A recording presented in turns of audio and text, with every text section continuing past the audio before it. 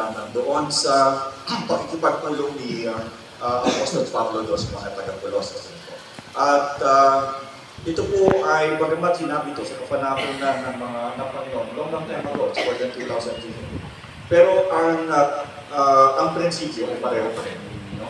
Bagamat hindi ito isinulat sa atin, ang prinsipyo ng pagkakasulat at ang prinsipyo ng mga sinasabi sa pagkakasulat ni Apostol Pablo dito sa mga taga-Colosas ay applicable sa atin sa ngayon. Ang dahilan ay sapagkat tayo ay kapareho ng mga taga-Colosas. Bagamat malayo na ang panahong nagdaan, ay pareho pa rin tayo sapagkat ang tinutukoy ni Apostol Pablo na mga taga-Colosas ay mga taong tumanggap sa Panginoon bilang Panginoon at tagapagligtas nila. Itong mga taga-Colosas na ito ay kung ano ang inyong katatayuan sa ngayon, ngayong umaga, ay ganon din ang katatayuan nila more than 2,000 years ago. Ibig sabihin lamang na ang salita ng Panginoon ay walang pagkita ng oras at panahon. So, kung paano sinabi ni Apostol Pablo sa mga taga-Colosas, ang mga katagang ito ay pareho din ang esensya. Pareho din ang nilalaman. Pareho din ang kaisipan ngayong umaga ito. Kung kaya, tingnan natin kung ano ang sinabi ni Apostol Pablo dito sa teksto ng Colosas 2:6-7. Basta yung mabuti, no? At merong tatlong bagay dito na merong parang binigyan ng malaking pagpapahalaga si Apostol Pablo. Bagamat ang tinutukoy dito ay yung ating relasyon sa Panginoong Yesus. Ito yung pinakabasihan ng kanyang sulat. At inaakala ni Apostol Pablo, hindi lamang inaakala ni Apostol Pablo na ang kanyang mga pinagsasabihan ay mga mananampalataya ng Panginoong Yesus. Tatandaan natin, bagamat si Apostol Pablo ay nangangaral, hindi ipinapangaral ni Apostol Pablo kung ano pa man. Ang ipinapangaral ni Apostol Pablo ay kung sino ang Panginoong Jesucristo. Yon ang basihan ng kanyang pagtuturo. Nakagagalak sapagkat tuwing umaga, mamaya, pagkatapos ng ating pananambahan doon sa Belvedere, ay ako'y nagtuturo ng buhay ni Kristo. Itinuturo ko sa kanila ang simula sa hula hanggang sa pag-akyat ng Panginoong Yesus. Sapagkat ito napaka-importante.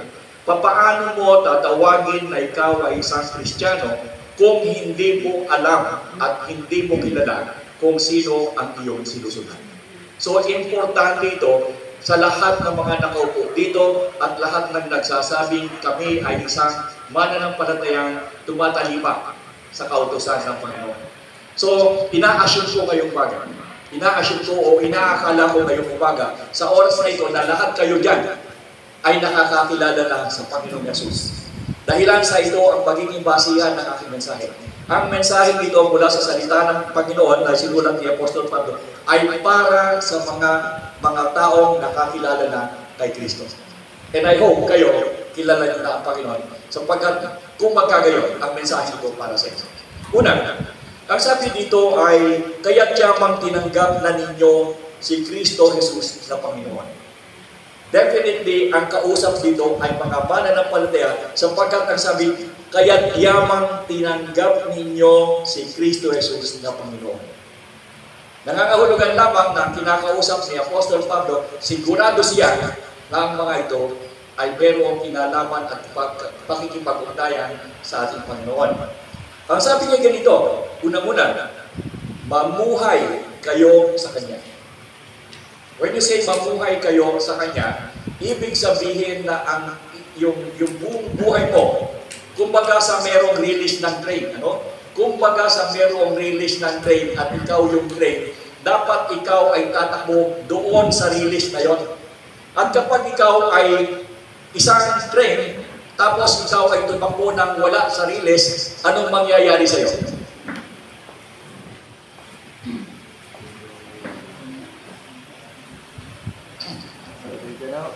Sige po. Ang sabi ng Panginoon ay mabuhay kayo sa Kanya, ulitin ko. Ang sabi ng Panginoon ay mabuhay kayo sa Kanya. Ibig sabihin, ang iyong buhay ay ipapattern mo kung saan ang kagustuhan ng Panginoon. Palagi ko ito sinasabi. At ito ang pinaka-importante sa lahat. Yung IRR, yung Implementing Rules and Regulation. Ang ating Panginoon ay meron ding implementing rules and regulations. At yun ay yung nakasulat sa Bagong Tipan. Doon nakasulat ang mga pamantayan ng Panginoon. Ngayon, kung tayo ay mananampalataya ng Panginoon, o kaya tayo ay nagsasabi tayo ay anak ng Diyos sa pamamagitan ng Panginoong Yesus, dapat ang buhay natin ay sinusunod yung tinatawag na implementing rules and regulations ni Jesus Christ. At yung implementing rules and regulations of Jesus Christ, nakasulat po yan sa Biblia. At hindi po natin malalaman kung ano yung kanyang gusto sa atin doon sa kanyang implementing rules and regulation ito kung hindi po natin babasahin ang kanyang salita. Paano natin malalaman at masusundan kung ano ang kanyang sinasabi kung hindi naman natin ito alam. Kung kaya't ang sabi ng Panginoon, tayo daw ay mamuhay sa Kanya. Ang ihip gusto kong gawin, o analogy na gusto kong gawin ay ganito. Halimbawa, meron pong release ng train. Ilan po ang release ng train? Ilang pares? Ilan? Dalawa, hindi ba? At itong dalawang pares ng release ng train na ito ay pareho ang sukat. Hindi pwedeng mahaba yung batas, malaki yung kabila, maliit yung kabila. Hindi, dapat pareho yan. At kapag inilagay mo dyan ang train ay tatakbo ng diretsong-diretso, magandang-maganda kung ang release ay pantay na pantay at tama-tama. Paano kung ang release ng isang ito ay baluktot? Anong mangyayari sa train? Ito ay madidirail, ito ay matutumba, at ang lahat ng sakay o pasahero nito ay masasaktan, hindi pa siguro masasawi. Ang sabi ng Panginoon, kung tayo ay mabuhay tayo sa Kanya, parang doon sa release ng train na kung saan ay diretsong-diretso, hindi lumiliko sa kanan at matutumba o sa kaliwa. Dapat ay mabuhay tayo ng ayon sa Panginoon, katulad ng train na diretsong-diretso doon sa release. Huwag tayong lalabas. Dahil pag lumabas ka doon, ikaw ay madidirail. Ang sabi ng Panginoon, kung tayo daw ay mamumuhay sa Panginoon, mamuhay tayo sa Kanya. Ganon ang klase ng pamumuhay na ninanais ng Panginoon sa atin.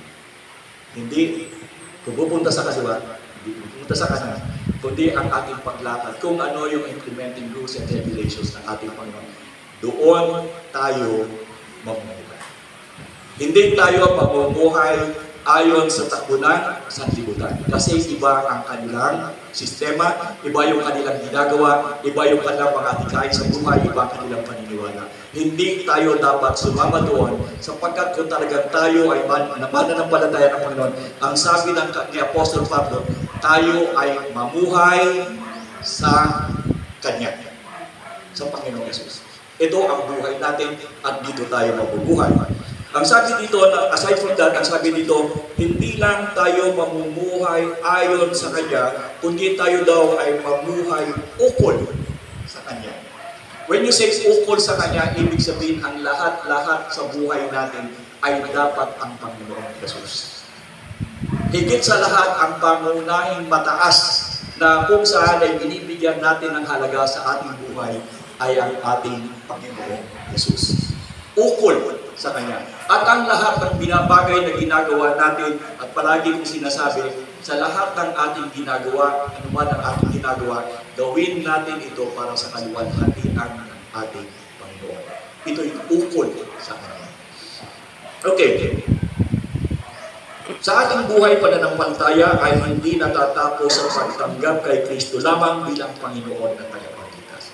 Ibig sabihin, nakakilala na tayo sa Panginoon bilang Panginoon at tagapagligtas. Sinasabi natin, meron na tayong kasiguruhan na tayo ay bibigyan ng Diyos ng lugar doon sa Kanyang tirahan. Subalit habang tayo ay nandito sa lupa pa, huwag tayong tumigil doon sa ganong kaisipan. Dahil ang ating pamumuhay bilang anak ng Diyos ay hindi natatapos sa pagtanggap lamang. Bagamat tumanggap tayo, binigyan tayo ng pangako ng Diyos, ito ay simula pa lamang ng ating pamumuhay sa Kanya bilang anak ng Diyos. Huwag tayong titigil doon. Ito ay nagsisimula pa lamang ng isang mas malalim at matagalang proseso, ang spiritual na paglago. Ang paglago na ito ay hindi madaling makakamit, ngunit ito ay isang biyaya na dapat nating pagyamanin araw-araw. Bagamat tayo ay kumakain ng pagkain ng pisikal, bagamat tayo ay kumikilos sa pisikal na lugar, ang sabi dito ay hindi dapat nating kalimutan na tayo ay lumago sa proseso ng pananampalataya sa Kanya. Ang paglago natin sa pananampalataya ay hindi po instant, katulad ng instant noodle na kapag nilagay mo sa tubig, luto na agad at pwede nang kainin. Ang paglago natin sa pananampalatayang espiritual ay isang proseso. At ang proseso yan, maniwala kayo sa akin, minsan ay mayroong magagandang karanasan, pero hindi nawawala yung masakit na karanasan. Tama po ba o hindi? Sa proseso ng paglago sa espiritual na pananampalataya, kung minsan ay dadaan tayo sa unos. Dadaan tayo sa kahirapan, dadaan tayo sa pagsubok, subalit ito ay kasama sa espiritual na paglago. Bukod dito, sinasabi na dapat daw tayong mag-ugat sa Kanya. Yung pong iba dito ay natatakot sa pag-ugat. Lalo na po yung ugat niya ay tumutubo sa binti. Yung varicose vein. Pero, ang sinasabi po ng Panginoon dito sa atin, dapat daw tayo ay mag-ugat sa Panginoon. Ibig sabihin na yung ating pananampalataya ay kumapit. Itong halimbawa yan.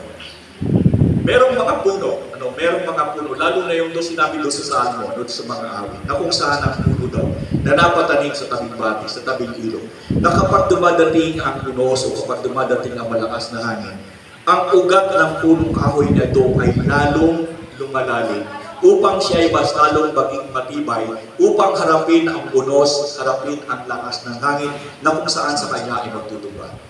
Sinasabi ni Apostol Pablo sa mga taga-Colosas, bukod sa inyong pamumuhay sa Kanya, na ukol sa Kanya, kinakailangan din tayo ay mag-ugat sa Kanya.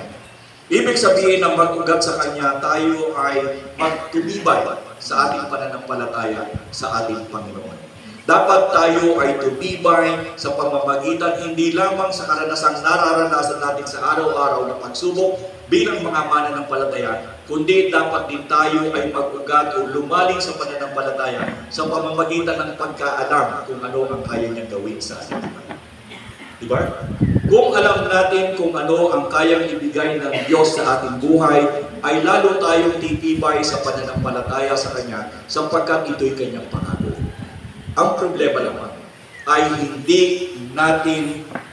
hindi tayo makakaugat, hindi tayo makakadali kung hindi tayo nag-aaral kung sino ang ating Panginoon.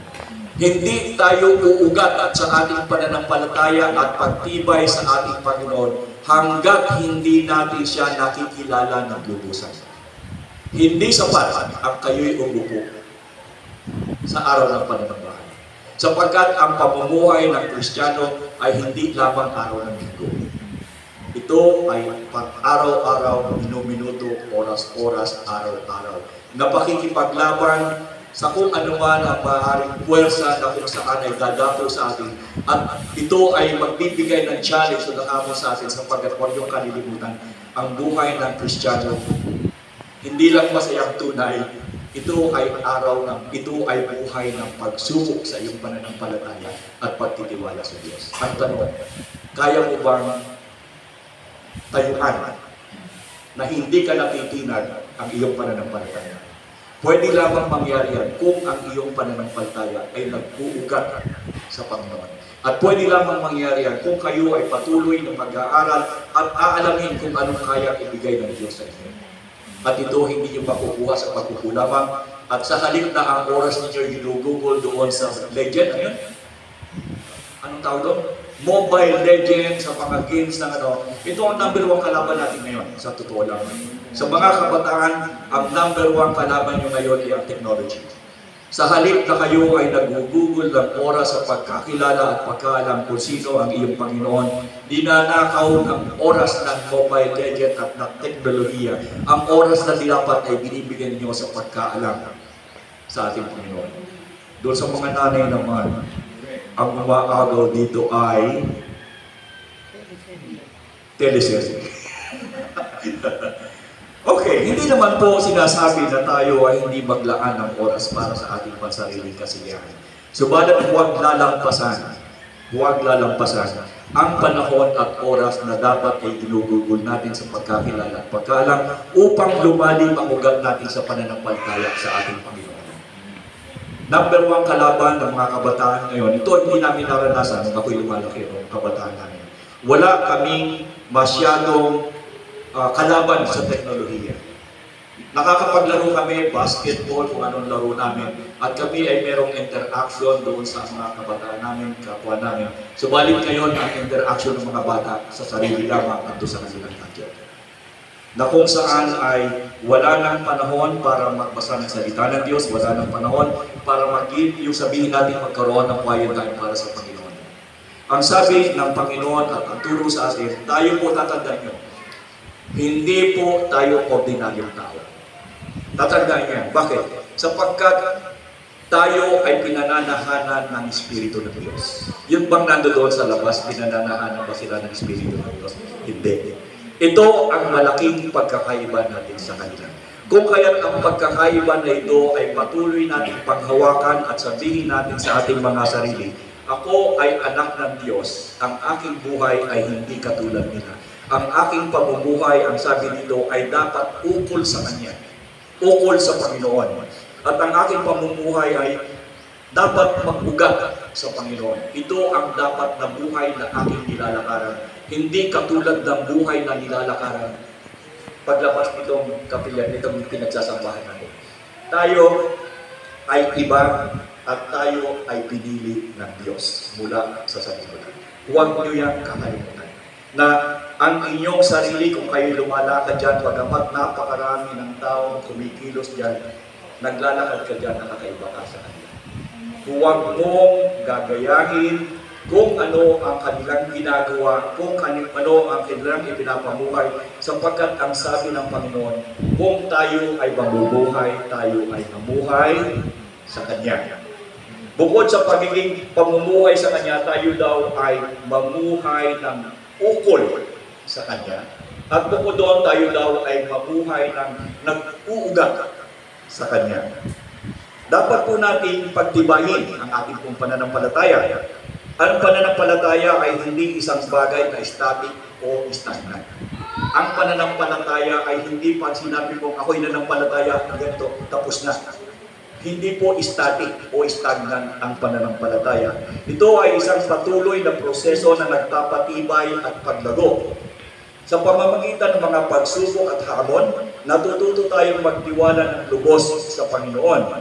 Ang bawat karanasan, mabuti man o masama, ay isang pagkakataon upang mas lalong magpatibay sa pananampalataya. Ang mga aral na natutunan natin mula sa salita ng Diyos ay nagsisilbing gabay sa ating pong paglalaban. Naintindihan niyo po yun. Itong pag-aaral natin ito ay nagsisilbing gabay sa ating pong pagkilos sa pamumuhay spiritual.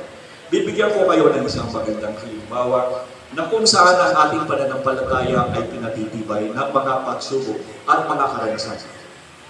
Kung kayo po ay nakakaalam kung ano po yung ginto, ano po? Yung ginto, alam niyo po yung ginto?